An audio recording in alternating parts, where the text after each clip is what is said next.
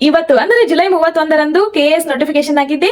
ಒಟ್ಟು 319 ಹುದ್ದೆಗಳಿಗೆ ಈ ಒಂದು ನೋಟಿಫಿಕೇಶನ್ ಆಗಿರೋದು. ಸೊ ಹಾಗಾದ್ರೆ ಈ ಒಂದು ವಿಡಿಯೋದಲ್ಲಿ ನಾವು ಇದರ ಬಗ್ಗೆ ಪೂರ್ತಿಯಾದಂತಹ ಮಾಹಿತಿಯನ್ನ ತಿಳಿದುಕೊಳ್ಳೋಣ. ಸೊ ಇದೇ ಒಂದು 2026-27ರ ಕೆಎಸ್ ನ ಕರ್ನಾಟಕ ಗೆಜೆಟ್ ಪ್ರೊಬೇಷನರಿ ಹುದ್ದೆಗಳು ಟೋಟಲ್ ಆಗಿ 319 ಇವೆ. ಇದರಲ್ಲಿ ಗ್ರೂಪ್ ಎ ಮತ್ತು ಗ್ರೂಪ್ ಬಿ ಅಂತ ಮಾಡಲಾಗಿದೆ. ಸೊ ಗ್ರೂಪ್ ಎ ನಲ್ಲಿ 117 ಹುದ್ದೆಗಳು ಇದ್ರೆ ಗ್ರೂಪ್ ಬಿ ನಲ್ಲಿ 202 ಹುದ್ದೆಗಳು ಇವೆ. ಸೊ ಗ್ರೂಪ್ ಎ ಅಂತ ಬಂದಾಗ ಟೋಟಲ್ ಆಗಿ 5 ಇಲಾಖೆಗಳಿವೆ. ಆ 5 ಇಲಾಖೆಗಳು ಯಾವಂತ ಹೇಳ್ಬಿಟ್ಟು ನಿಮ್ ಮುಂದೆ ಡಿಸ್ಪ್ಲೇ ಆಗ್ತಾ ಇದೆ. ಸೊ ಇದರಲ್ಲಿ ಉಳಿಕೆ ವೃಂದದಲ್ಲಿ 112 ಹುದ್ದೆಗಳಿದ್ರೆ ಹೈದರಾಬಾದ್ ಕರ್ನಾಟಕ ವೃಂದದಲ್ಲಿ 5 ಹುದ್ದೆಗಳು ಇರುವಂತದ್ದು. ಟೋಟಲ್ ಆಗಿ 117 ಹುದ್ದೆಗಳು. ಹಾಗೆ ಗ್ರೂಪ್ ಬಿ ನಲ್ಲಿ 13 ಇಲಾಖೆಗಳು ಇವೆ.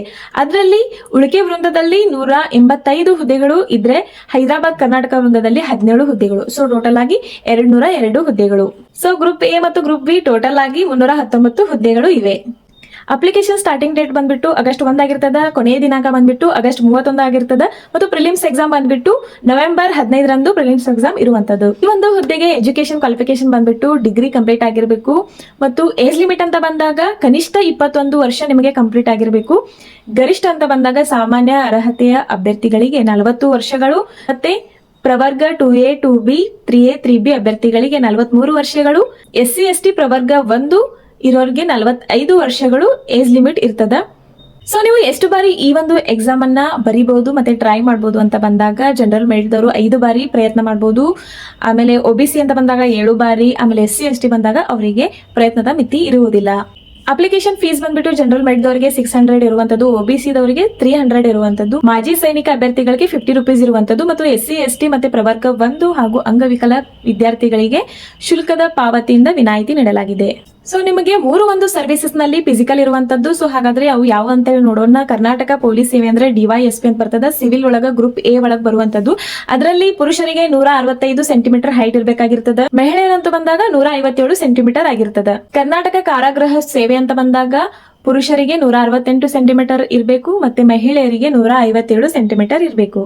ಅಬಕಾರಿ ಉಪ ಅಧೀಕ್ಷಕರು ಅಂತ ಬಂದಾಗ ಪುರುಷರಿಗೆ 163 ಸೆಂಟಿಮೀಟರ್ ಮತ್ತು ಮಹಿಳೆಯರಿಗೆ ಸೇಮ್ 157 ಸೆಂಟಿಮೀಟರ್. ಸೊ ಪ್ರಿಲಿಮ್ಸ್ ಅಂತ ಬಂದಾಗ ನಿಮಗೆ ಪೇಪರ್ 1 ಅಂಡ್ ಪೇಪರ್ 2 ಅಂತ ಇರ್ತದ. ಪೇಪರ್ 1 ರಲ್ಲಿ ನಿಮಗೆ 40 ಕ್ವಶನ್ ಮತ್ತೆ 60 ಕ್ವಶನ್ ಅಂತ ಹೇಳಿ ಡಿವೈಡ್ ಮಾಡಿರ್ತಾರ. 40 ಕ್ವಶನ್ ನೀವು ಯಾವ ಒಂದು ಸಬ್ಜೆಕ್ಟ್ ಮೇಲೆ ಬರೀಬೇಕಂತಂದ್ರೆ ರಾಷ್ಟ್ರೀಯ ಮತ್ತು ಅಂತಾರಾಷ್ಟ್ರೀಯ ಪ್ರಾಮುಖ್ಯತೆ ವಿಷಯಗಳನ್ನು ಒಳಗೊಂಡಂತಹ ಸಾಮಾನ್ಯ ಅಧ್ಯಯನ 40 ಕ್ವಶನ್ಸ್ ನಿಮಗೆ 80 ಮಾರ್ಕ್ಸ್ ಇರ್ತದ. ಆಮೇಲೆ 60 ಕ್ವಶನ್ಗಳು ಮಾನವೀಯ ಶಾಸ್ತ್ರ ಅಂದ್ರೆ ಹ್ಯುಮ್ಯಾನಿಟೀಸ್ ಮೇಲೆ 60 ಕ್ವಶನ್ಗಳು ಬರ್ತಾವ. ಇದು ನಿಮಗೆ 120 ಮಾರ್ಕ್ಸ್ ಇರ್ತದ. ಸೊ ಟೋಟಲ್ ಆಗಿ 100 ಕ್ವಶನ್ 200 ಮಾರ್ಕ್ಸ್ ಗೆ ನಿಮಗೆ ಪೇಪರ್ 1 ಇರುವಂತದ್ದು.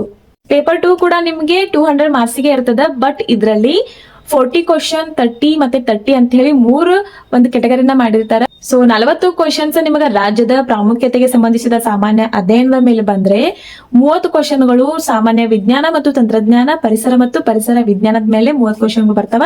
ಇನ್ನು 30 ಕ್ವಶನ್ಸ್ಗಳು ಸಾಮಾನ್ಯ ಮನೋ ಸಾಮರ್ಥ್ಯ ಅಂದ್ರೆ ಜನರಲ್ ಮೆಂಟಲ್ ಅಬಿಲಿಟಿ ಅಂತ ಬರ್ತದ. ಇದು 30 ಮಾರ್ಕ್ಸ್ ಗೆ ಇರುವಂತದ್ದು. ಅಂದ್ರೆ ಸೊ ಇಲ್ಲಿ ನೋಡೋದಾದ್ರೆ ನೀವು ಪರ್ಟಿಕ್ಯುಲರ್ ಆಗಿ ಸ್ಟೇಟ್ ಬಗ್ಗೆ ಏನ್ GK ಇರ್ತದಲ್ಲ ಅದು 80 ಮಾರ್ಕ್ಸ್ ಗೆ ನೀವು ಬರಿಬೇಕಾಗಿರ್ತದ. ಆಮೇಲೆ ಸೈನ್ಸ್ ಅಂಡ್ ಪರಿಸರದ ಬಗ್ಗೆ ಸೊ 60 ಮಾರ್ಕ್ಸ್ ಗೆ ನೀವು ಬರಿಬೇಕಾಗಿರ್ತದ.